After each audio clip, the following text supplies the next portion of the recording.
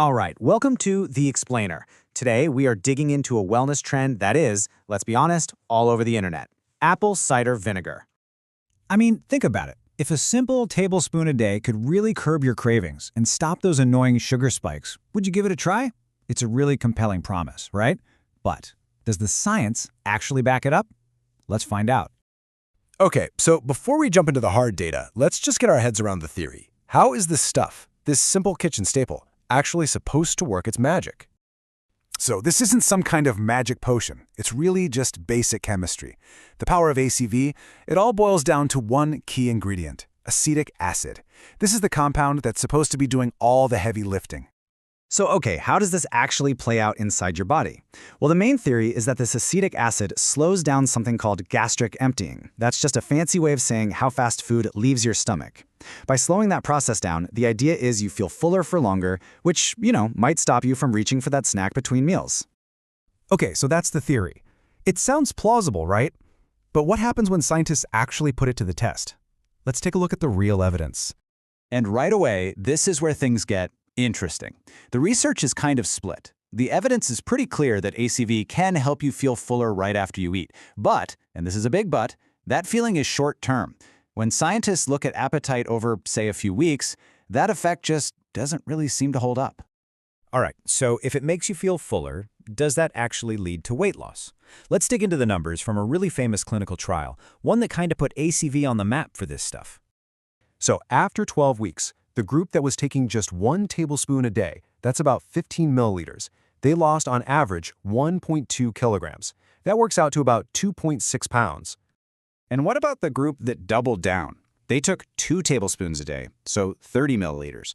They did a little better, losing an average of 1.9 kilograms, which is just a bit over 4 pounds. So let's put that all together. You can see a pretty clear dose-response thing going on here.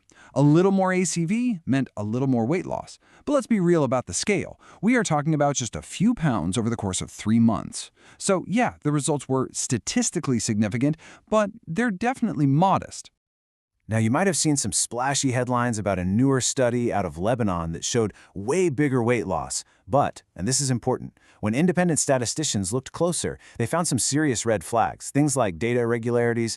It's just a really good reminder that we all need to be critical when we're looking at science news.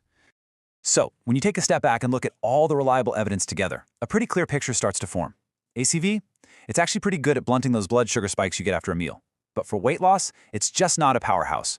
We're consistently seeing about 1 to 2 kilograms over 8 to 12 weeks. And honestly, it varies a ton from person to person. Okay, so what if you're looking at those modest benefits and thinking, hey, that's worth a shot?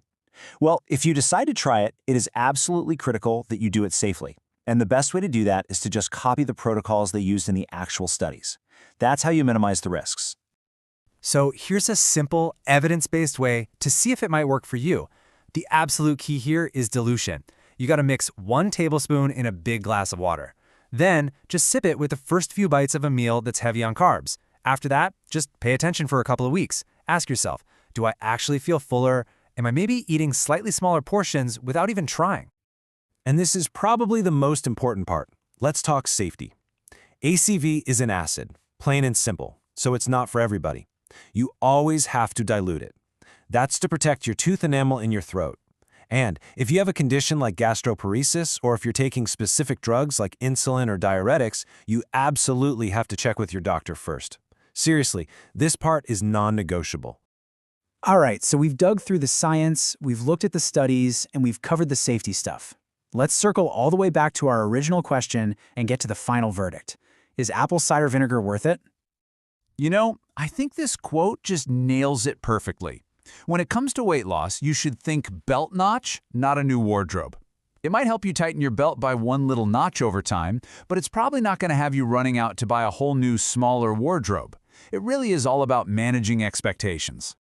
Okay, so let's just boil this all down to the key takeaways. Yes, ACV can help you feel fuller in the short term, but you should expect modest results, if you get any at all. The best way to look at it is as one small tool in a much bigger health toolkit. It is not a magic fix, and, most importantly, please prioritize safety above everything else.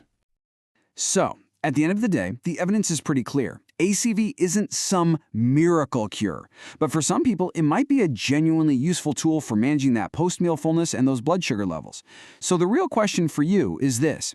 Based on everything we've looked at, is this small lever a good fit for your health toolkit? Well, now you have the facts to make that call for yourself.